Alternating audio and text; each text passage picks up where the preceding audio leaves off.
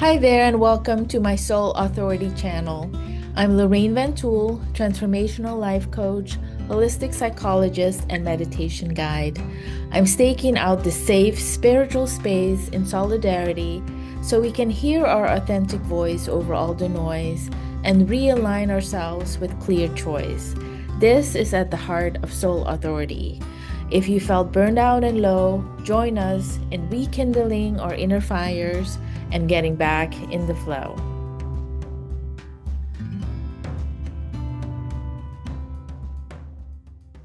Alrighty, welcome to our Me Time Through Meditation. And this morning on October 13, 2025, which is Indigenous Day, prior to that, Columbus Day, now back to Columbus Day, and reflective of all the political upheaval that we're in, I think it's the ideal and appropriate day to talk about all the ways in which we're affected by what some of us will experience as chaos and what others maybe experience as law and order, or the universe doing, what it's supposed to be doing, and correcting what felt like an upending of the natural order of things. So all of this, which is happening a lot here now in the US, in our backyards and communities is perhaps a little foreign for some of us, and for others, having lived in other parts of the world or being of different identities, that we're marginalized and always at risk just from or just for looking a certain way or having a certain identity or sexual orientation or gender, whatnot. Some of us have always sort of lived with this threat of persecution, of danger, of risk. Regardless if it's new to us or more familiar, this is just one of many things, one of many ways in which the world and humanity is fragmented and has influenced us, impacted us in ways that fragment our inner self, our soul, our being, often in similar ways, often because there's no other way to survive in a system that's fragmented by being a little bit batty and fragmented ourselves. We're social beings, so we're often struggling, straddling two opposite demands. One is attachment, the other is authenticity. And these are not coined by Gabor Mate, but this predicament, this conflict has been identified and highlighted by Gabor Mate as the struggle, especially in modern day society, that really trips us up. Both are needed for survival. We might think, oh, yeah, attachment, of course, belonging, being interdependent, cooperative with our neighbors and everybody around us, that, of course, will enhance our survival, but not always. Because a lot of groupthink, a lot of biases, a lot of just habituation can stray us and then the whole group in trouble.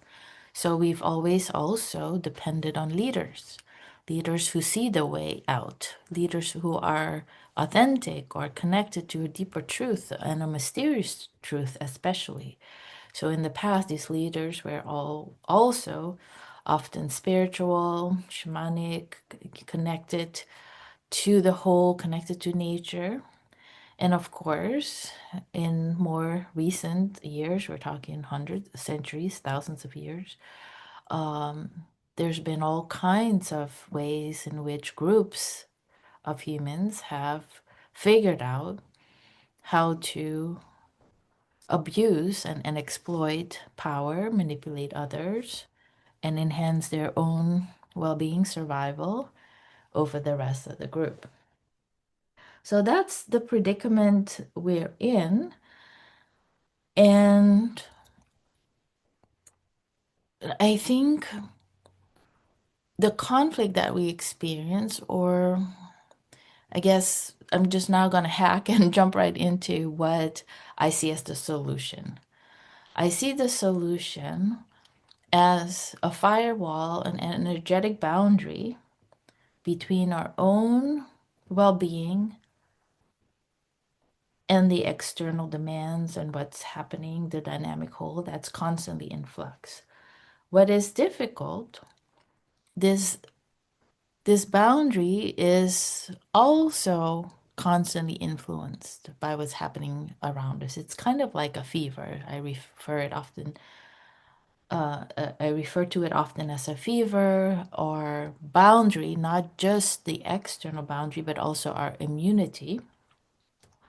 And so the indication that a stronger boundary is needed is also this mental or psychological heating up or anger. And this anger gives us energy, a burst of energy for sometimes a short term sprint or little battle, but sometimes it needs to be a long term solution, something that sustains us, where we don't waste our energy and then are exhausted and then miss the opportunity that does come along to shift things, or where we're spinning our wheels over and over again and there's not much traction or much happening, right? So if our reaction is not really gauging what the situation needs, like let's say we're always indignant because we're saying it's not that whatever's happening externally is not infuriating and deserving of our indignance. It's just that we sometimes have difficulty reading the intensity of our fury or irritation or anger or whatnot in terms of how to respond. And we might try to go at everything with sort of a short term sprint, racing to the top of the mountain and then being exhausted, for the next day or days or whatnot when the opportunity comes along, versus somebody else who be like, yeah, that is really triggering, but I feel like I'm getting baited because this is happening over and over again. It's just trying to exhaust me. So I'm just going to hold off and see what's in my control and power and sort of strike when the iron not just is hot, but, it makes sense. Where I'm gonna, fish in a hole where I know for sure I'm gonna catch a fish, or however you want to think of that. So that is gonna help us conserve our energy and be more effective in the long term. So it it helps a lot to not be to be solution focused, to be result focused, but at the same time also not be attached, outcome attached. So, what I often see, for example, where we get tripped up is we get frustrated because the outcome is not reflective of what we want, what we think is right. And so we somehow take responsibility of that and think we must now do 110% all the time, to mitigate the guilt that we feel based on the outcome that we see. So that doesn't work. That is not having a proper firewall and gauging for ourselves what is in our power and what we're doing. Sometimes also what happens similar to this pattern is we see that the outcome is not what we want it to be, but because of that we see people suffer, for example, and we're really confused maybe in terms of empathy for that suffering versus suffering ourselves. So if we were to think of it really logically, like let's say, going back to the operating system or brain or hearts or souls or bodies versus our laptops. I use this example in my newsletter email, but I use it a lot with my clients because most are academics and they're on their laptops all the time, or even if we're not, we really rely on our laptops working and helping us with almost everything in life. So it would be like, oh, somebody attacked your laptop, hacked into it, created this mess. And that must just be horrible. But, for me to really, really empathize, I need my laptop to also be hacked and be completely broken down, or at least I need to operate kind of like that to show you how much I care. It's kind of like that kind of thinking versus realizing that the person who got attacked or whose laptop got attacked is really thinking, please protect yours. So I can rely on yours. We can both rely on yours. We have at least one working one. And maybe, yeah, maybe you don't completely empathize with what I'm going through, but that's a good thing, right? Why must we all completely be suffering to be useful? Yes, it does happen, and it is a problem that there's not enough empathy going around and a lot of apathy. So we don't want that either. But my population usually is not of that kind unless they empathize so much that they short circuit and shut down. So that's the other problem, right? Where we feel like we don't care until we really, really take to heart all the pain, all the suffering, and then it just backfires. Not only are we not useful that way, or as useful as we can be, we really short circuit our system, and so we get overwhelmed. There's compassion fatigue, there's all kinds of things that happen, sort of empathy, the overload, and then we short circuit and avoid. So that isn't helpful either. So the boundary that we can create by trusting ourselves more, by really gauging how well we're doing internally, in addition to doing externally. So that means when we're successful externally, it's also important to understand how we're contributing to that success and have some rubric where let's say we're consistent, we're um, really aware of our effort, we're focused, we're doing the best we can, we understand what that is, we take the proper breaks, rather than just looking at the outward success, which may have been granted, who knows how, maybe privilege, maybe whatever. But if that is the system we're working from, that's really quickly going to crumble when your external success is not, producing or some for whatever reason starts to break down and you have nothing to fall back on. So this is a 2-for-1 solution. It helps in rough times, it helps in good times. One mindset also that gets away in the way of this, it might make perfect logical sense now that we're zooming out and looking at it, which is, yeah, of course, having your own system, making sure your system works, depersonalizing, not over identifying with feelings, yours, other people, just being kind of calculated, but in like a good way, like really just discerning how well you're working, giving yourself compassion when you need to rest, just really looking at the data and all that. Um, all of that is, of course, it makes perfect sense that it's going to enhance and boost your performance, sort of in fair weather. But it also hopefully makes sense that you're going to be level-headed, you're going to be used to your routine, hopefully have muscle memory around what works. Hopefully you're able to still sleep calmly at night, maybe do your workouts, do whatever you need to. And what is going to help with hopefully the most is also another mindset problem that I see, which is catching you, helping you when not only the outcome is not what you want it to be, but when you feel abandoned, when you feel like nobody's there for you, when you feel like you're really suffering at the hands of things that are happening, and feel like there's something wrong, like you're pathetic or nobody is experiencing this.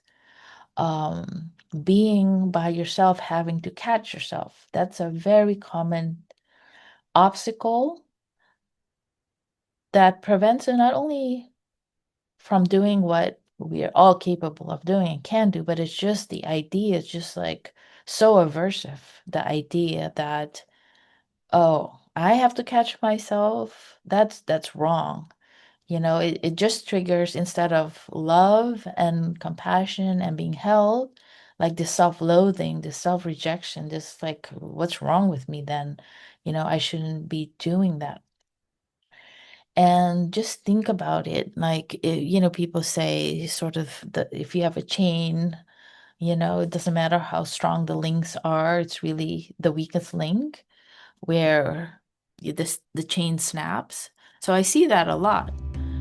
So that's why I want to sort of highlight or isolate the weak links, because I see so many people who do such amazing work, um, get all distraction and these great things are happening, and these weak links stay there just because they can't wrap their minds around, or some resistance, something is there in the way emotionally often, where they allow or they let that stay weak, and they want somebody else to repair or fix it or be there, and not understand that this is totally in their power. It's totally to be expected, normal, whatever, what we consider normal, healthy, for us to do what we need, what we even expect others to do for us, but for us then to go deeper in that, whether it's that other person that really looks at us with, eyes of admiration and thinks we're just the best thing since sliced bread. That's how we're supposed to think about ourselves,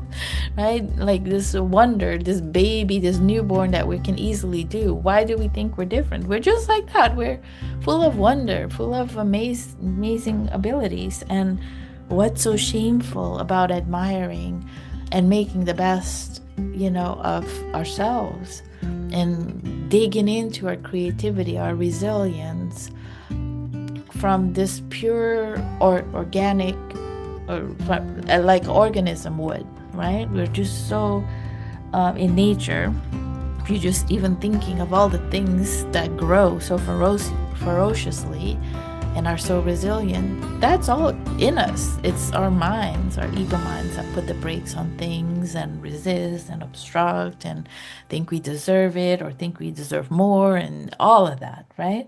So the more we can catch ourselves and, just sit back and align our minds more with what our bodies, our minds, our souls naturally do, the more successful we'll be. And it'll be a 2-for-1, because many of the goals that we have are not like far-fetched, all that crazy. They make sense. They can help us become more successful, effective, all that. It's just the how. And if we align with the process and the better how, the how of the soul, the how of paradox, the how of mystery, the how of wisdom, we can achieve both things at the same time. While the ego mind, the logical mind, tends to want that, but tends to think either or and gets oppositional. So, anyway, thank you for listening to the teachings that came through. What we're going to do now is go into the meditation and navigate this course and really, activate the blueprint that allows this wisdom to come through, that allows us to be intrinsically motivated, really more and more deeply trust that needs to happen first, and that can happen simultaneously. It's nothing at the expense of external successes. It's just a little bit differently if we do this first. And what we thought would be like a straight arrow A to B is maybe, a little bit more twisted or multidimensional or mysterious, often maybe even faster than what we were doing before. So it's just trusting the process and trusting ourselves that we can support that process. And the only way that that can happen is through lots of data, lots of practice. So hope you will join us for the next one, which is what we will be doing. Thank you for joining me today in staking out spiritual space in solidarity and in community. Please share this video and the Zoom link below with anyone who would love some support in hearing their authentic voice over all the noise and realign with clear choice. I offer me time through meditation virtual meetings every second and fourth Monday of the month from 1:30 to 2:30 p.m. PST. If you would like deeper and more personalized guidance, how to heal, love, lead with soul authority, please visit me at soulauthoritycoaching.com or thesacredhealingwell.com for more information.